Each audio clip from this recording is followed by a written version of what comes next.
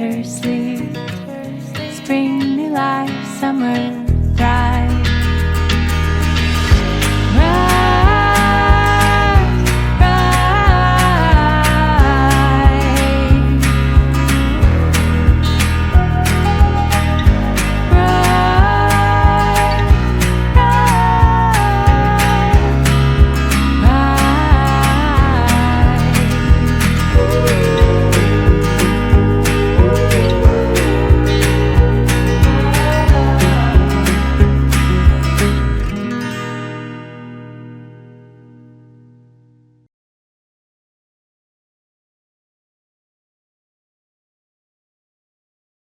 There's a pain that doesn't show up on the surface.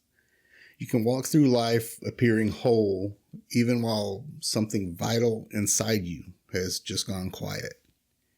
For many of us, that silence begins the moment we create something personal, something deep from within our soul. And it's met not with delight, but dismissal. You try to offer something beautiful, a poem, a sketch, a melody, and the world just shrugs, or worse, corrects it. And while they may not have meant harm, their words linger. The red pen marks more than just a line. It marks the memory, the tender place where creativity met criticism. It's not that critique shouldn't exist, but when feedback comes too soon, too harsh, or from the wrong person, it teaches us to retreat, to protect the fragile thing we once held dear. So we stop showing our work. Then we stop doing it altogether. And before we know it, we've silenced the part of us that used to be what we spoke through: color, sound, movement, or story. If that's you, please know this: you're not broken. That silence inside you, it's not emptiness, it's a space waiting to be reawakened. Have you ever put something you loved away, not because it lost meaning, but because someone made you feel like it just wasn't enough?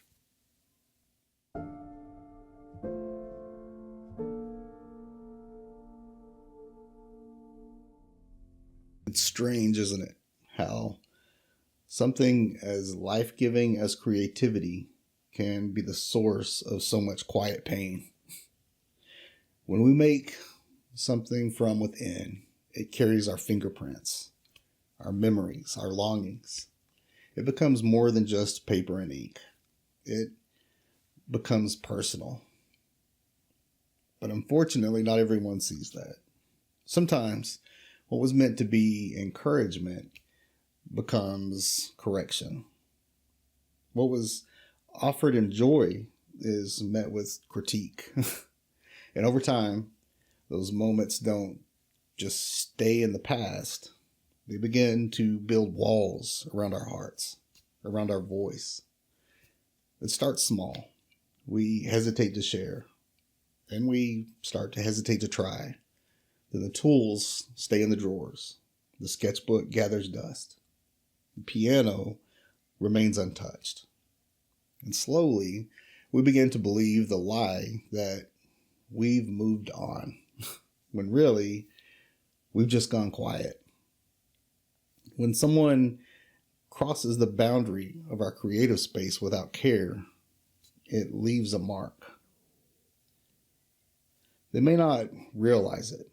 We may not even say a word at the time, but inside something unfolds, withdraws, protects itself. And so we learn to guard our joy, not with pride, but with silence. But what if we didn't need to protect it through retreat?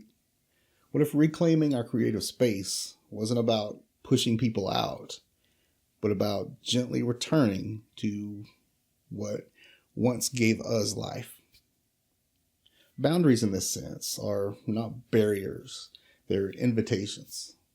They say, this is mine, and it matters. What's something you used to love, Love creating before someone crossed a line that made you question its worth.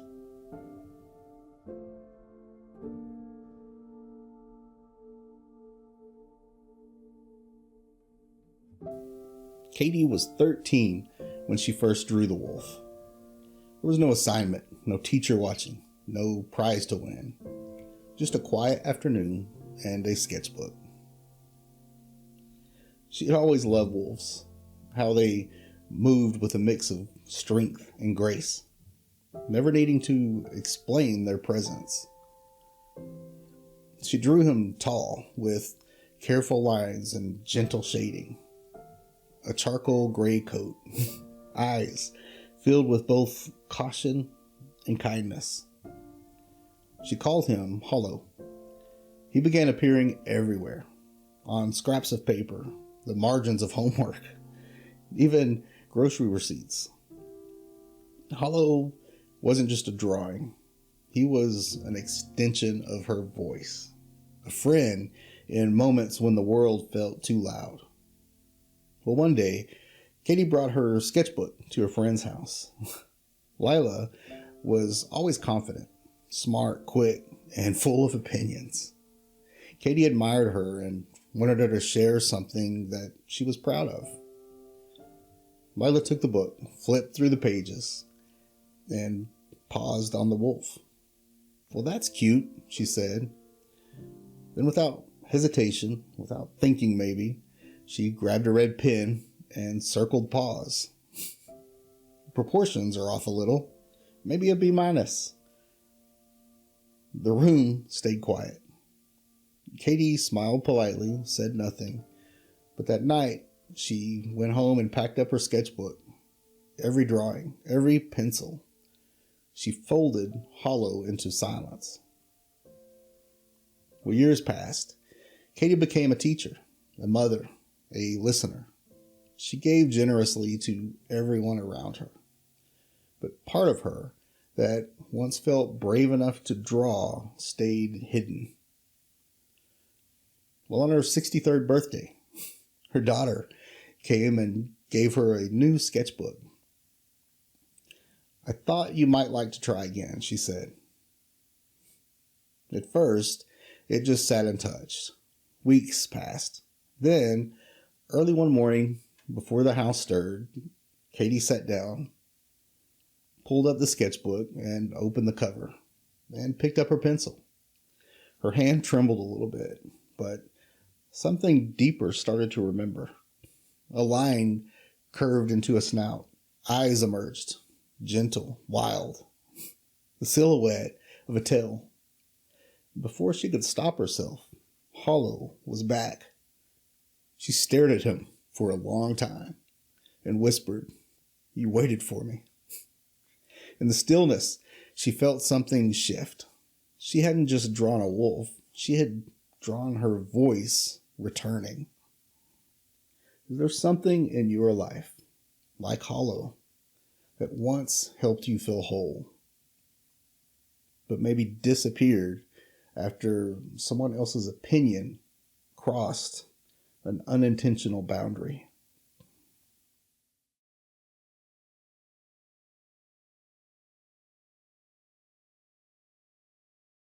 If this message stirred something in you or reminded you of a part of yourself that may have been quiet for too long, I'd be honored if you just take a moment to like the video, subscribe to the channel, and maybe even leave me a comment below.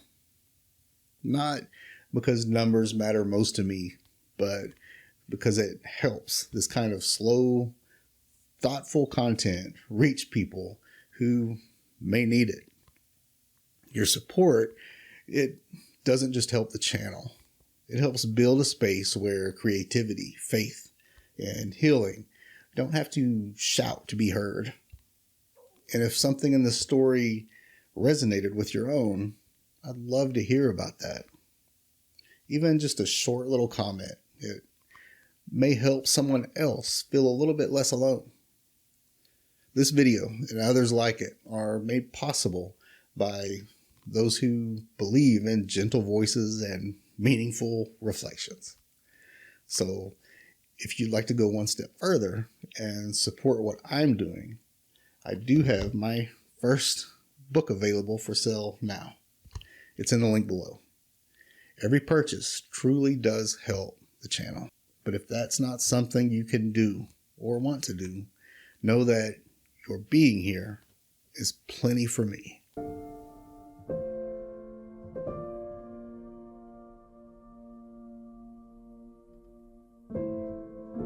One of the most beautiful realizations in healing is this: you do not need applause to begin again.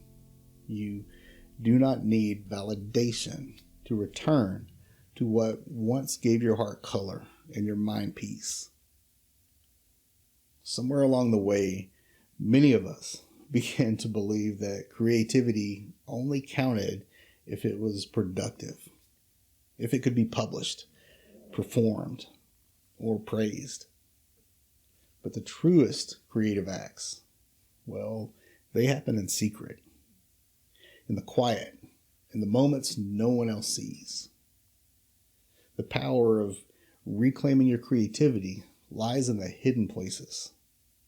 To return to drawing, writing, singing, not for outcome, but for presence. This is to tell yourself, I matter. My joy matters. My expression is worth the time, even if no one else is watching. That's what boundaries can teach us. That we get to define the space where our creativity lives. We get to decide when and how it returns. It may feel unfamiliar at first. You may question yourself. You may hesitate. But every time you show up, not to prove, not to perform, but simply to try, you are rewriting the story you once believed. You're no longer seeking permission. You're offering presence. And with presence, healing comes. Maybe not all at once, but gradually, line by line, note by note. When you reclaim what was lost or buried, you honor a part of yourself that survived, even in silence. And in doing so, you build a safer home for your creativity to live again. Even if your hands shake, even if your voice cracks, even if the first draft feels clumsy, that's not failure. That's faith. What would it mean for you to create something, not for anyone else, but as an act of remembering who you are?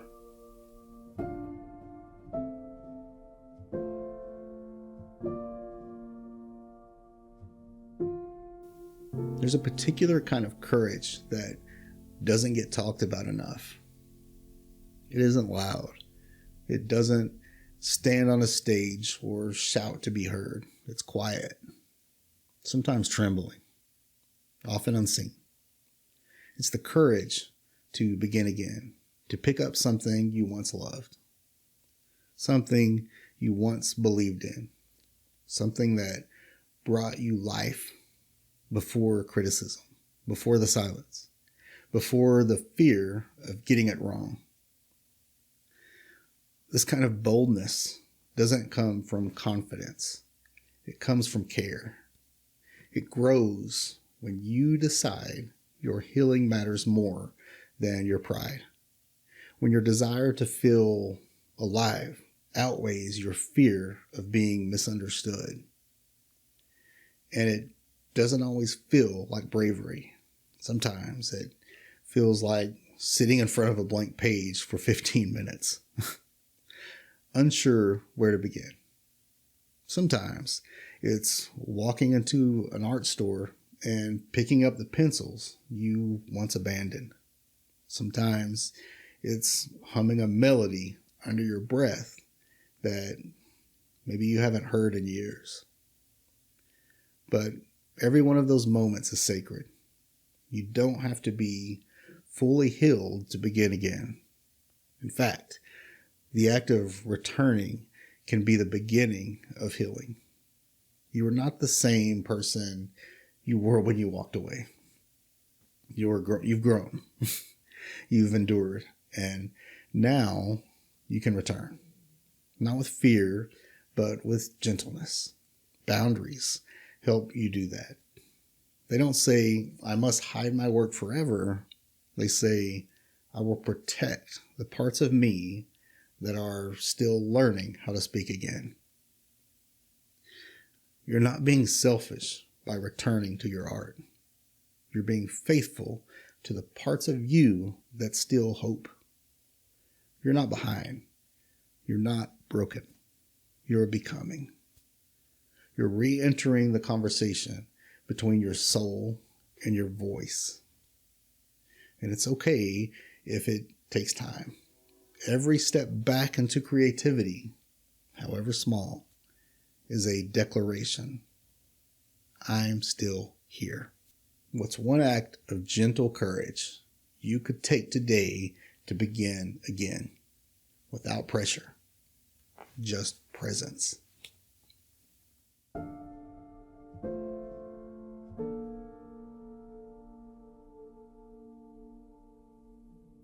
Hollow wasn't just a wolf. He was a mirror, a symbol, a presence that helped Katie understand herself when words felt too small or too scattered to hold all she felt. Drawing him wasn't just an act of creation. It was an act of self-connection, a moment of quiet affirmation that her imagination, her sensitivity, and her vision of the world had value. When Lila drew a red circle on Hollow's paw, it wasn't just a critique of art. It was a crossing of a boundary. She touched something sacred without knowing it. And that's how creative wounds often happen. It's not always the insult or the shouting. Sometimes it's the subtle jab, the well-meaning correction, the glance that lingers a little too long before saying, it's fine. And when it comes from someone we trust or even admire, the pain goes deeper. We begin to question not just our work, but ourselves. Hollow disappeared because Katie didn't know how to guard the space he occupied. She didn't know she was allowed to love something without someone else validating it. And that's why it mattered so much when she returned. Not just because she drew him again, but because she did so without asking anyone else's permission. She created again because something in her still believed it was good. Not perfect, not polished, just good. Hollow was still waiting, not angry, not disappointed, just ready. Like all the pieces of ourselves we've buried in drawers, attics, and memories. They don't resent us. They wait patiently, quietly. And when we come back to them, they return to us with open arms. Maybe your hollow isn't a sketch. Maybe it's a story, a garden, a dance, a prayer. Something that once helped you feel close to yourself. And maybe even close to God. It's still there. And it doesn't ask for anything more than your presence. That's the healing, not performance, not praise, just presence. What part of your creative soul might be waiting, not to be judged or displayed, but simply to be known by you again?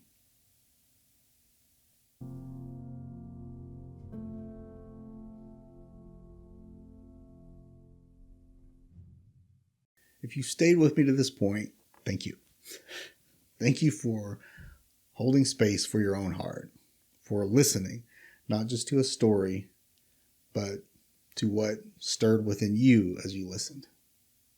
There's healing in creation, in the slow, intentional act of returning to what once made you feel alive. It doesn't need to be loud or impressive. It doesn't even need to be shared. It just needs to be true. You are allowed to begin again. You are allowed to return to the shelf and take back what you once loved. You are allowed to draw your wolf. And when you do, may it feel like breathing again, like a door opening quietly, not to applause, but to peace. You're not behind. You're not too late. You're arriving right on time to the place where your voice still lives. And even if it trembles, even if it takes time to find the rhythm, you're already doing the brave thing. So pick up that pencil, touch the keys, step into the light that once made you feel whole, and whisper, I'm still here. What is one gentle step you can take today to begin again? Not for anyone else, but just for you. While it may not always be who we are, it can be about who we want to be. Thank you for watching.